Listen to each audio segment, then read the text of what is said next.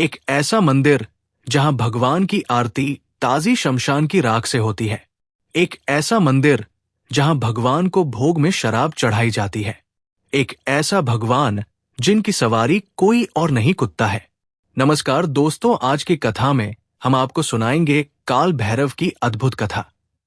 लेकिन आगे बढ़ने से पहले मेरा सभी श्रोताओं से निवेदन है, कृपया वीडियो को लाइक और चैनल को सब्सक्राइब अवश्य करें।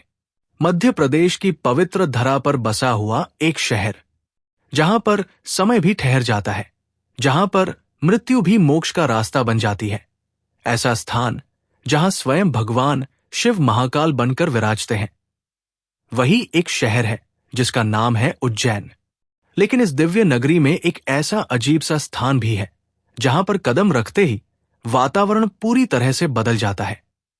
वहां की हवा भारी सी प्रतीत होने लगती है, दिल की धड़कन अपने आप ही तेज हो जाती है और मन में एक अनजाना सा डर उतर आता है। उस स्थान का नाम है काल भैरव मंदिर। लोग कहते हैं महाकाल तो राजा है, लेकिन इस नगरी के कोतवाल भैरव ही है। महाकाल मोक्ष प्रदान करते हैं, परंतु भैरव लोगों को न्याय देते हैं, और उनके द्वारा किया गया न्याय हमेशा ही कोमल नहीं होता। यही कारण है कि उज्जैन के काल भैरव से लोग बहुत डरते भी हैं और श्रद्धा से कांपते हुए उनके सम्मुख अपना सिर भी झुकाते हैं। ये कहानी शुरू होती है इस सृष्टि के प्रारंभ से, जब देवताओं में अपनी श्रेष्ठता को लेकर बहुत विवाद उठा। ब्रह्मा जी को अपने सृजन के कार्य पर गर्व हुआ। उन्होंने अपने आप को सर्वश्रेष्ठ घोषित कर दिया। उन्होंने कहा, मैं इस संपूर्ण सृष्टि का रचयिता हूं, मुझसे बड़ा यहां कोई नहीं। उनका ये वचन जब सब देवताओं तक पहुंचा तो बिल्कुल मौन छा गया। लेकिन जब यही बात भगवान शिव तक पहुंची, उस समय तो शिव भी शांत रहे।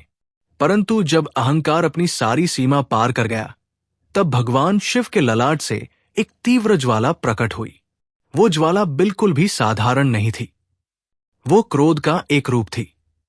उसी तीक्ष्ण अग्नि से जन्म हुआ एक बहुत भयानक, रौद्र, एक तेजस्वी स्वरूप का, जिसका नाम था काल भैरव, जिसके 3 नेत्र, हाथ में खड्ग, गले में मुंडमाला पड़ी हुई, सारे शरीर पर भस्म, और जिसकी आंखों में प्रचंड अग्नि भरी हुई थी। भैरव ने बिना ही किसी देरी के ब्रह्मा जी का 5वां सिर काट दिया। क्षण भर में ही उनके अहंकार का अंत हो गया। परंतु उसी समय भैरव के हाथ में ब्रह्मा जी की खोपड़ी चिपक गई। ये ब्रह्म हत्या करने का दोष था।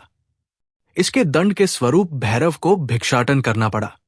वे पृथ्वी पर इधर उधर घूमते रहे, अपने हाथ में उस खोपड़ी को लिए हुए। सभी देवता भी उनसे बहुत भयभीत थे।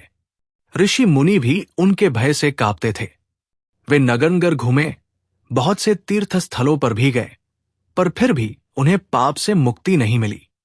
आखिरकार घूमते घूमते वे पहुंचे उज्जैन।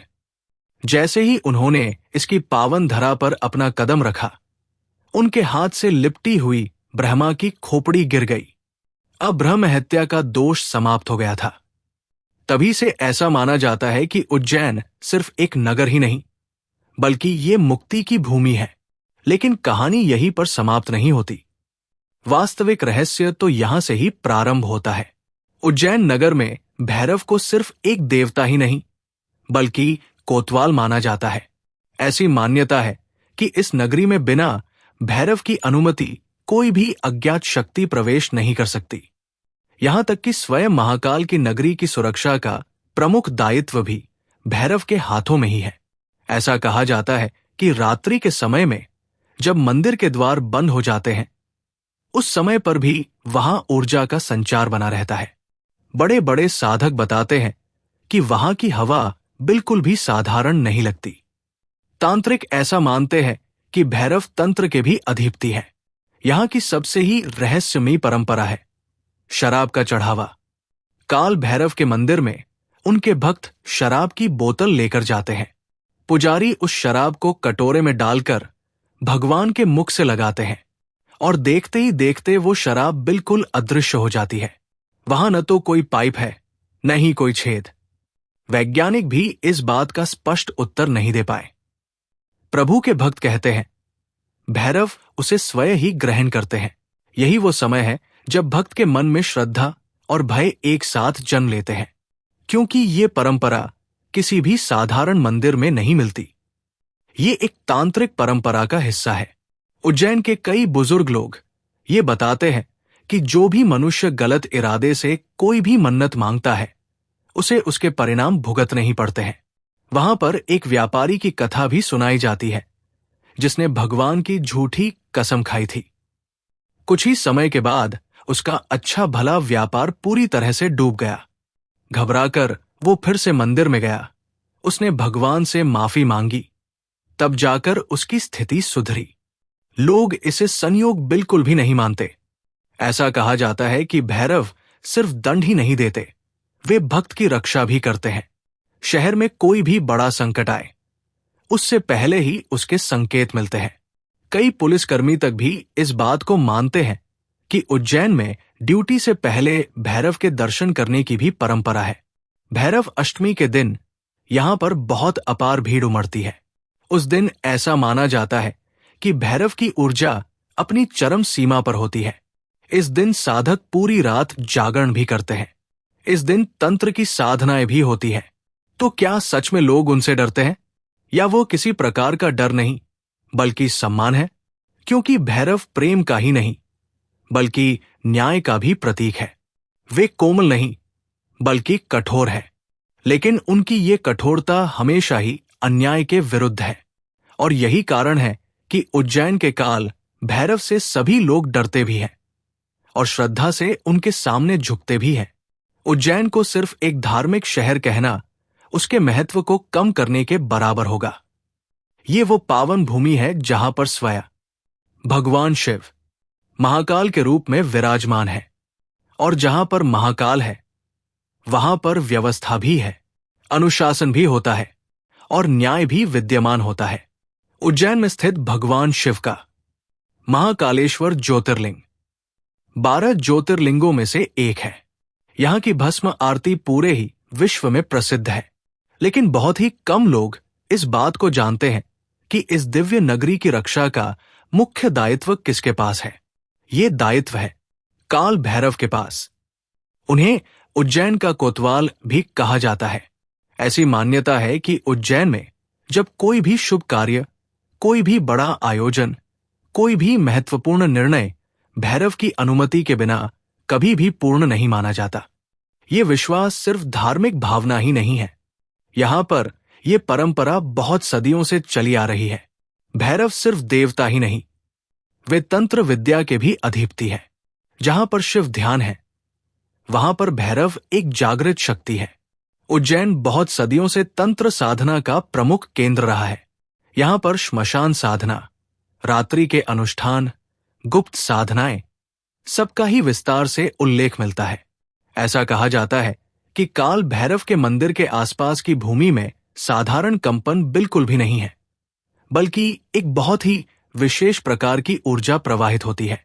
जो भी साधक उस दिव्य ऊर्जा को अनुभव कर पाते हैं, वे इस बात को बताते हैं कि वहां पर बैठकर ध्यान करना बिल्कुल भी आसान नहीं है।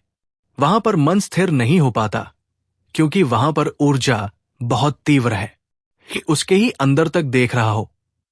उसकी वही भावना एक प्रकार का डर बन जाती है।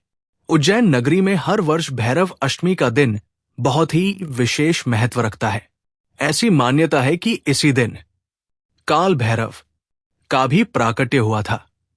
उस दिन काल भैरव के मंदिर में बहुत अपार भीड़ उमड़ती है, लेकिन ये भीड़ सामान्य दिनों के समान बिल्कुल नहीं होती। उस दिन वहां के वातावरण में एक अलग ही तरह की कंपन महसूस होती है। यहां पर भक्त बहुत दूर दूर से आते हैं, कुछ तो सिर्फ दर्शन के लिए, कुछ भक्त विशेष अनुष्ठानों के लिए, और इनमें से कुछ ऐसे भी जो तांत्रिक साधना के लिए यहां पर रात भर रुकते हैं। रात का समय होते ही मंदिर के आसपास बहुत से दीपक जलने लगते हैं। वातावरण में चारों ओर ढोलन गाड़ों की ध्वनि गूंजती है। लेकिन जैसे जैसे ही आधी रात का समय करीब आता है, वहां का वातावरण बदलने लगता है। शोर बहुत कम होता है और वातावरण में एक गंभीरता फैल जाती है। ऐसा कहा जाता है कि उस रात भैरव की ऊर्जा भी बहुत ही तीव्र हो जाती है। साधक ये भी बताते हैं कि ध्यान करने के दौरान कई बार उन्हें ऐसा भी अनुभव हुआ जैसे कोई अदृश्य सी शक्ति उनके पीछे खड़ी हुई हो। वहां पर ये अनुभव हर किसी को नहीं होता, लेकिन जिनको भी होता है वे जीवन भर इसको नहीं भूलते हैं। असल प्रश्न ये नहीं उठता कि लोग क्यों डरते हैं। असल प्रश्न ये उठता है कि आखिर लोग किससे डरते हैं। भैरव अन्याय के विरुद्ध खड़े रहते हैं। वे तामसिक शक्ति नहीं, बल्कि अनुशासन की प्रबल शक्ति है। जब कोई व्यक्ति अपने अंदर झांकता है और अपनी गलतियां याद करता है, तब उसे काल भैरव से डर लगता है कि भगवान सब देख रहे हैं। वही भावना भय बन जाती है। लेकिन जो पूरी श्रद्धा और सच्चे और निर्मल मन से जाता है, वो बताता है कि उसे वहां कोई डर नहीं लगता, बल्कि सुरक्षा का अनुभव हुआ। अर्थात अगर डर है तो सिर्फ बुराई को डर है, अच्छाई को कहीं पर भी किसी का डर नहीं होता। तो दोस्तों, कैसी लगी आपको हमारी ये कथा? अपनी राय हमें कमेंट सेक्शन में जरूर दे। और हमारी वीडियो पसंद आई है तो वीडियो को लाइक शेयर अवश्य करें। जय काल भैरव।